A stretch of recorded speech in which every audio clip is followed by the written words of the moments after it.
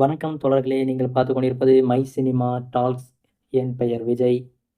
இன்னைக்கு நம்ம அவெஞ்சர்ஸ் டூம்ஸ்டே படத்தோட லீக்ஸ் முழுசா ஒரு கதைய பத்தி பார்க்க போறோம். அவெஞ்சர்ஸ் டூம்ஸ்டே படத்த எடுக்கப் போறது ரூசோ பிரதர்ஸ். அது எங்க எல்லாருக்குமே தெரியும் ரூசோ பிரதர்ஸ் எடுக்குறாருன்னு. ஆனா அந்த விஷயம் அதோட மட்டும் இல்லாம, நெறைய லீக்ஸோட கொட்டி கிடக்கிற ஒரு ரூமர்ஸு எல்லாமே வச்சுருங்க. அது தனியா இருக்கட்டும். ஆனா, அந்த படத்தோட கதை எப்படி இருக்குன்னா, நமக்கு ஒரு ரூமர் வந்திருக்குன்னு சொல்லிக்கலாம். லீக்ஸ்ன்னு சொன்னா அது உண்மையா இருக்குமான்னு தெரியல. இது குறைந்தபட்சம் இல்ல அதிகபட்சம் உண்மையாவும் இருக்கலாம், பொய்யாவும் இருக்கலாம். நமக்கு இது உண்மையா இருக்குன்னே நெனச்சு இத பார்த்தா, கொஞ்சம் நல்லா தான் இருக்கு கத. ஆனா, அந்த கத அப்படியே போமா இல்லையான்னு தெரியாது. இருந்தாலும் முதல்ல கதைய பார்த்துருவோமா? முதல்ல இந்த படத்தோட கத வேற ஒரு படத்தோட செட் ஆகுற மாரி இருக்கு. இதுல வந்து இந்த படத்துல டூமோட வேரியன்ட் வந்து நெறைய பேர் இருப்பாங்கன்னு சொல்லியிருக்காங்க. ஆனா, அந்த டூம ஒரு டூம் மட்டும் எல்லா டூமையும் அழிச்சிருவாரு அப்படின்னு சொல்லியிருக்காங்க. அது எதனால அழிக்கிறாருன்னா, அவர் அந்த டூம் எல்லாம் அழிச்சிட்டு, அவர் ஒருத்தருக்கு மட்டும் அதிக சக்தி கிடைக்கிற மாரி பண்றதுக்காக அப்படி சொல்லியிருக்காங்க. இந்த கதை அப்படியே நம்ம ஜெட்லி ஒரு படம் எடுத்திருக்காரு. "டே ஒன்" அப்படிங்கிற படத்துல, மல்டிவர்ஸ்ல இருக்கிற எல்லா ஜெட்லியையும் அழிச்சிட்டு, அவர் ஒருத்தருக்கு மட்டும் அந்த பவர் இருக்கு. நான் மட்டும் தான் இந்த பிரபஞ்சத்தையே ஆளணும் அப்படின்னு நினைக்கக்கூடிய ஒரு சைக்கோன்னு வச்சுக்கோங்க. ஜெட்லி தான் எல்லா மல்டிவர்ஸ்ல இருக்கிற ஜெட்லியையும் அழிச்சிட்டு, ஒவ்வொருத்தரா அழிக்க அவங்களோட சக்தி எல்லாம் ஒருத்தருக்கு மட்டுமே வரும். அப்படி வந்து அவர் மட்டுமே இந்த பிரபஞ்சத்த ஆளணும்னு நினைச்சிருப்பாரு. அந்த கதை அப்படியே இதுக்கு மேட்ச் ஆகுற மாரி இருக்கு. இந்த அவெஞ்சர்ஸ் டூம்ஸ்டேல டூம் வந்து மல்டிவர்ஸ்ல இருக்கிற எல்லா டூமையும் அழிச்சிட்டு, தனக்கு மட்டுமே சக்தி அதிகமா வச்சுக்கணும் அப்படிங்கிற மாரி ஒரு லீக்ஸ் இருக்கு. அது போக இன்னொரு லீக்ஸ் என்னன்னா, நம்ம கேங் இருக்கார்ல கேங். அந்த கேங்க வந்து அந்த கேங் கவுன்சிலையே மொத்தமா சும்மா கால்ல போட்டு மிதிச்சு கொன்னுட்டு, அவரு நான் தான் ராஜா, நான் தான் அடுத்து ரூல் பண்ணணும் அப்படிங்கிற இடத்துக்கு வரணும்னு சொல்லி அவர் நினைப்பாருன்னு சொல்லி ஒரு ரூமர் இருக்கு. இது 2ல எது நடக்குமோ அதெல்லாம் நமக்கு தேவையில்ல. எது நடந்தாலும் சரி, நல்லது நடந்தாலும் சரி, அது நமக்கு தேவையே இல்ல. அத அப்படியே தள்ளி வச்சுருவோம். இப்போ அந்த கதைய பத்தி பார்க்கலாமா? சரி, இப்ப இந்த படத்தோட ஓப்பனிங் எப்படி இருக்க போகுது அப்படின்னா, இந்த படத்தோட ஓப்பனிங் வந்து நம்ம பார்த்தாச்சு. எங்க பார்த்தாச்சுன்னு கேட்குறீங்களா? ஃபேன்டாஸ்டிக் ஃபோர் போஸ்ட் கிரெடிட் சீன்ல நம்ம பார்த்தாச்சு. அதுலேருந்து தான் நமக்கு ஆரம்பிக்கவே போகுது. அதுலேருந்து ஆரம்பிச்சு என்ன ஆகும் அப்படின்னா, முதல்ல நமக்கு ஆரம்பிக்கும்போது ஏதோ ஒரு சண்டை நடந்து நம்ம இன்ஃபினிட்டி வார் பார்த்துருப்போம். இன்ஃபினிட்டி வார் பார்க்கும்போது, தோர் ராக்னராக்ல இருந்து அந்த சண்டை போட்ட ஷிப்ல இருந்து தான் காமிப்பாங்க நமக்கு. நல்லா பார்த்துக்கோங்க. அந்த பெரிய ஷிப்ல நம்ம எஸ்கேப் ஆவோம்ல தோர் கூட. அந்த ஃபர்ஸ்ட்டு அந்த அ சண்டைலாம் முடிஞ்சு தோர அடிச்சு போட்டு, அதுலேருந்து ஹல்க் தப்பிச்சு வந்து பூம்ன்னு சொல்ற மாரி சொல்லுவாங்க பார்த்தீங்களா? அதே மாதிரியான கதை தான் இதுலயும் இருக்க போகுதுன்னு நெறைய பேர் சொல்லிட்டு இருக்காங்க. அந்த ஃபேன்டாஸ்டிக் ஃபோர் உலகத்துல டூம் வந்து நெறைய சண்டை போட்டு, பயங்கரமான சண்டை.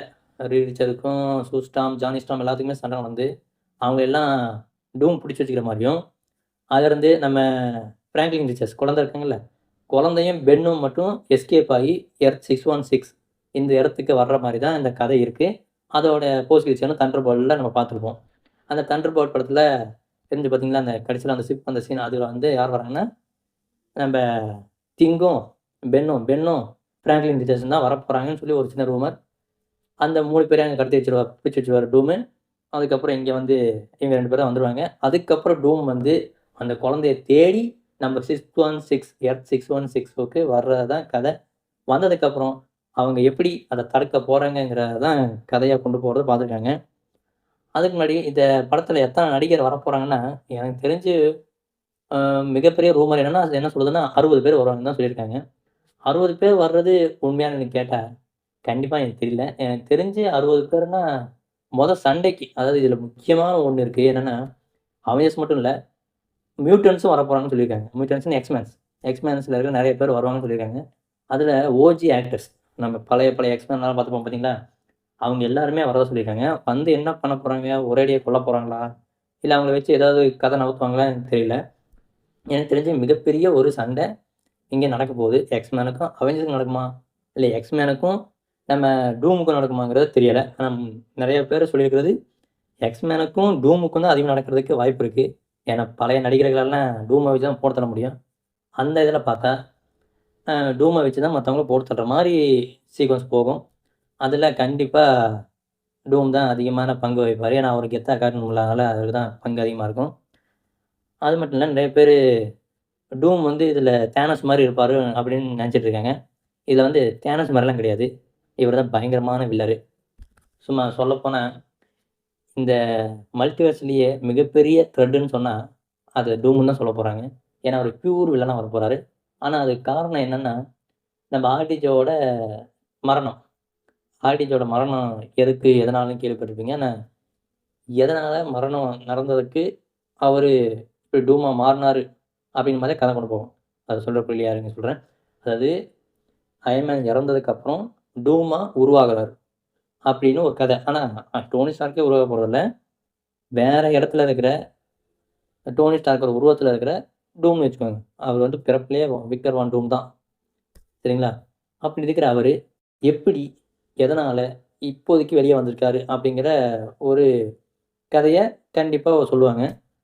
அந்த சொல்ற கதை நமக்கு வந்து கொஞ்சம் நல்லா தெளிவா இருக்கிற மாரி இருந்தா நமக்கு ஓகே. இல்லன்னா குழப்பமாயிரும். எனக்கு தெரிஞ்சு ரூசோ பிரதர்ஸ் குழப்பாம எடுத்துருவாங்கன்னு நெனைக்கிறேன். கதை எழுதினவங்களும் அந்த அளவுக்கு விடமாட்டாங்க. ஏன்னா, வர்ற ஒரே படம் மார்வெல்லேருந்து அடுத்து வரப்போற ஒரே படம் அது மட்டும் தான். மித்தபடி சீரிஸ் மட்டும் தான் வரப்போகுது. அதனால முக்கியமா அவெஞ்சர்ஸ் டூம்ஸ்டேவ போட்டு விட மாட்டாங்க. அது மட்டும் இல்லாம 1 வருஷம் நேரம் இருக்கு. நெறைய ரீஷூட்லாம் போகும். ஆ கதை மறந்துட்டேன் பாருங்க.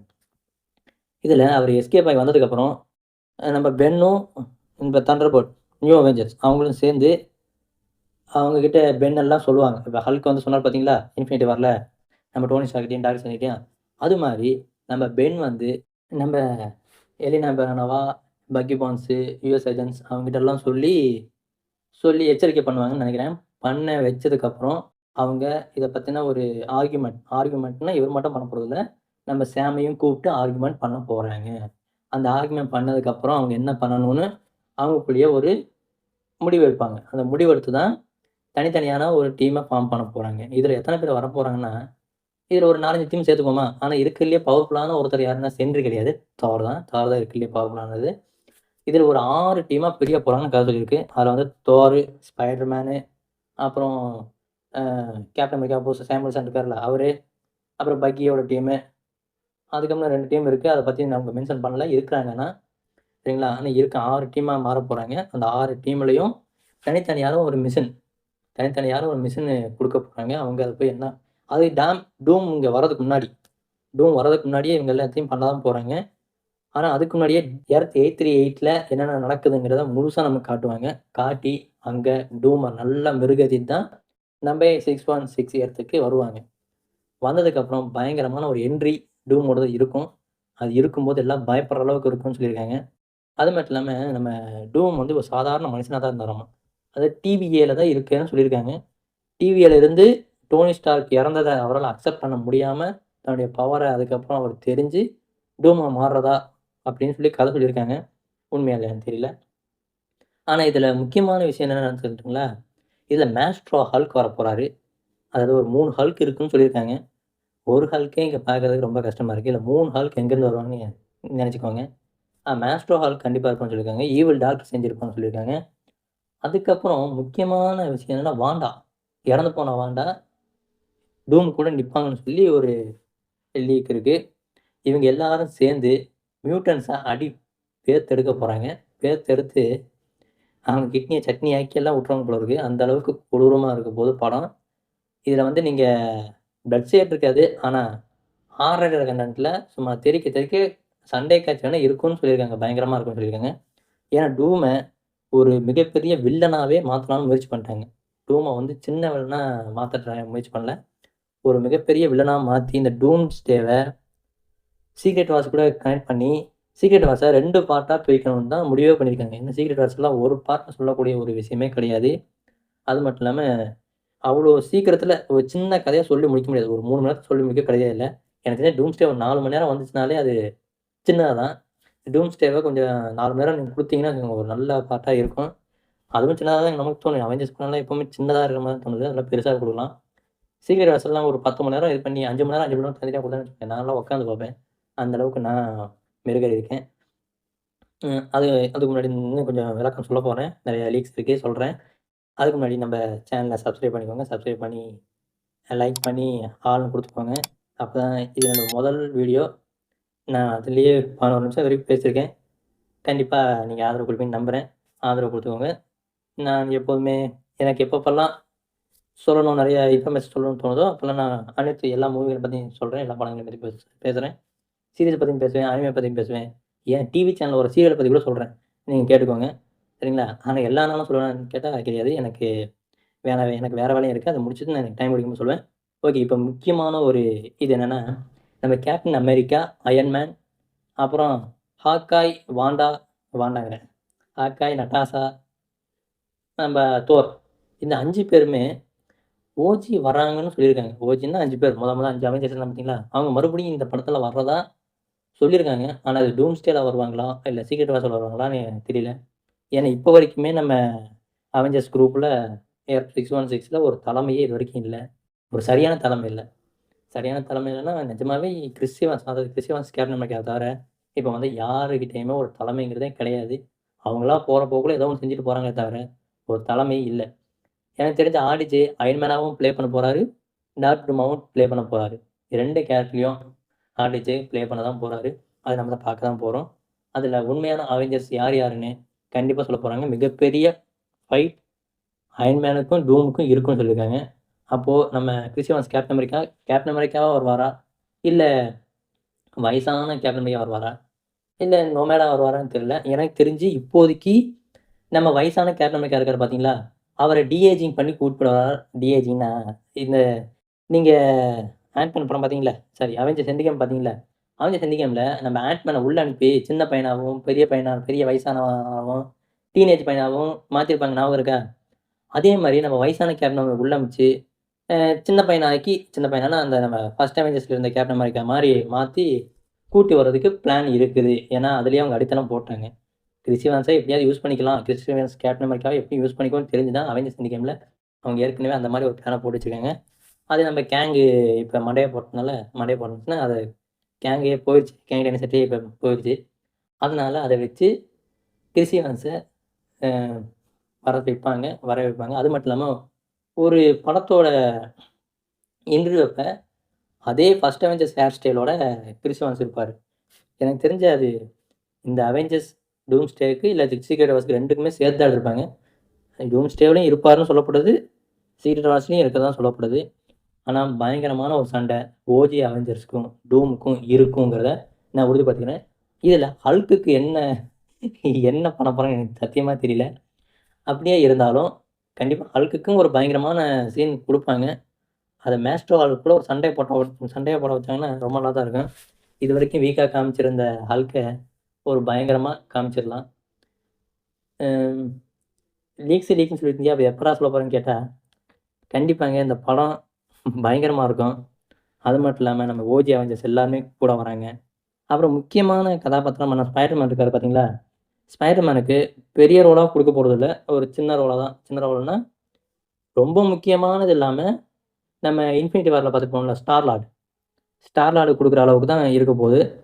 அத விட பெருசா ஸ்பைடர் மேனுக்கு குடுக்கப் போறதில்ல. ஏன்னா ஸ்பைடர் மேன் சோனியோட ப்ராப்பர்ட்டி. சோனி ப்ராப்பர்ட்டிய அதிகமா இதுல யூஸ் பண்ண ரொம்ப சான்ஸ் வந்து கம்மி. எனக்கு தெரிஞ்சு சீக்ரெட் வார்ஸ் தான் அவர அதிகமா யூஸ் பண்ணுவாங்க, ஸ்பைடர் மேன. அதுவரைக்கும் ஸ் ஸ்பைடர் மேன டூம்ஸ்டேல கம்மியா தான் காட்டப் போறாங்க. முக்கால்வாசி நேரம் முழுக்க டூமும், நம்ம சாமு, அப்புறம் இவங்க பக்கி, தோர் அவங்கள வச்சே தான் நகரப்போகுது. அது மட்டும் இல்லாம பயங்கரமான அப்டேட் ஒண்ணு இருக்கு. அது என்னன்னா, மிகப்பெரிய ட்விஸ்ட்டு நம்ப டாக்டர் டூம் இருக்காரு பார்த்தீங்கன்னா, டாக்டர் வேன் டூம் அடிச்சவரு. அவரு வந்து ஃபென்டாஸ்டிக் ஃபோர் அவங்களோட ஜெனரேஷனாமா. ஜெனரேஷன்னா அவங்க சித்தப்பா பையனா, பெரியப்பா பையனான்னு தெரியாது.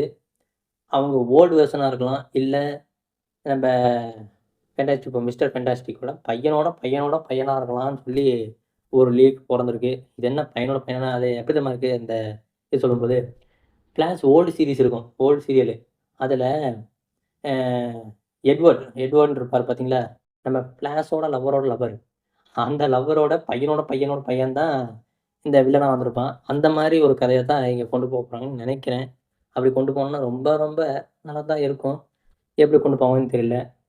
எனக்கு தெரிஞ்சு நம்ம மார்வலோட ஒற்றை நம்பிக்கை இந்த அவெஞ்சர்ஸ் எண்ட் கேம். இதோட ப்ரமோஷன் டிசம்பர் 19 வந்து ஸ்டார்ட் ஆகுதுன்னு சொல்லியிருக்காங்க. அதாவது Avatar Way of Water release ஆகும்போது ட்ரெய்லரும் கூடவே ரிலீஸ் ஆகும். ஆனா இந்தியாலயும் இந்தியால கிடையாது. யுஎஸ்ஏல மட்டும் தான். அவங்க நாட்ல மட்டும் தான் அது செலக்டட் தியேட்டர்ல மட்டும் தான் ரிலீஸ் பண்ண போறாங்க. முடிஞ்ச அளவுக்கு இங்க எதிர்பார்த்து போயிறாதீங்க. நீங்க அந்த படத்த பார்க்க போங்க. ட்ரெய்லர் போடுறாங்கன்னு சொல்லி போட்டுட்டு போயிறாதீங்க. கண்டிப்பா போட மாட்டாங்க. சரிங்களா? மித்தபடி படம் பயங்கரமா இருக்க போகுது. இத பத்தின லீக்ஸ் அதிகமா வரப்போகுது. வரப்போ சின்னதா நான் அத பத்தி தெளிவா சொல்றேன். இந்த கதை கண்டிப்பா வந்துச்சுன்னா, நல்லா இருக்குமா? நல்லா இருக்காதா? உங்களோட கமெண்ட்ட கீழ சொல்லுங்க. வந்துச்சுன்னா நல்லது. நம்ம சொல்றதுல ஒரு பாயிண்ட் தான் வந்துரும்னு நெனைக்கிறேன். வந்ததுமே நம்ம பார்க்கலாம். இன்னொன்னு சொல்ல மறந்துட்டேன். டாக்டர் ஸ்ட்ரேஞ்ச் தான் இருக்கறதுல எல்லா பிரச்சனைக்குமே வில்லன். அது என்னன்னு தெரியுமா? டாக்டர் ஸ்ட்ரேஞ்ச் தான் இன்கர்ஷனுக்கே ஒரு பெரிய அடித்தளம் போடுறது. ஆனா நம்ம அயர்ன் மேன் தான் வில்லன்களெல்லாம் கிரியேட் பண்ணி விடுறது. தானோஸு தானோஸே அயர்ன் மேன பார்த்து இன்ஸ்பயர் ஆனவர் தான்னு வச்சுக்கலாம். ஏன்னா, அந்த அளவுக்கு மூளை உள்ள ஒருத்தர்னா அது அயர்ன் மேன் தான். அயர்ன் மேன் கிரியேட் பண்ண வில்லன்களால தான் ஸ்பைடர் மேனுக்கு எனிமிகளாவே குமியிறாங்க. அடுத்து வர ஸ்பைடர் மேன் படத்துல அயர்ன் மேன் குடுத்த ஒரு வில்லன் தான் வருவாரா? இல்ல வேற ஏதாவது வில்லன் வராங்களான்னு சேர்ந்து பார்த்துடலாம். அவெஞ்சர்ஸ் டூம்ஸ்டேக்கு இப்ப வில்லனா வரப்போறது ஆர்டிஜே தான். என்ன நடக்க போகுதுன்னு தெரியல. அவர வில்லனா தான் காமிச்சாகணும். ஆன்டி ஹீரோவா காமிச்சா ஒரு இதுக்கும் வேலையாகாது. தானோஸ் கூட ஒரு நல்ல எண்ணத்தோட வந்தாரு. ஆனா, டூம் வந்து நல்ல எண்ணத்தால வரப்போறதில்ல. அவரு முழுக்க கெட்ட எண்ணத்தோட வரப்போறாரு. அவ்வளோதான். இதுக்கப்புறம் அவெஞ்சர்ஸ் டூம்ஸ்டே பத்தி நெறைய லீக்ஸ் வரும். அத பத்தி நம்ம பேசுவோம். வாய்ப்புக்கு நன்றி. கேட்டதுக்கு நன்றி. முடிஞ்சா சப்ஸ்கிரைப் பண்ணிக்கோங்க. Thank you.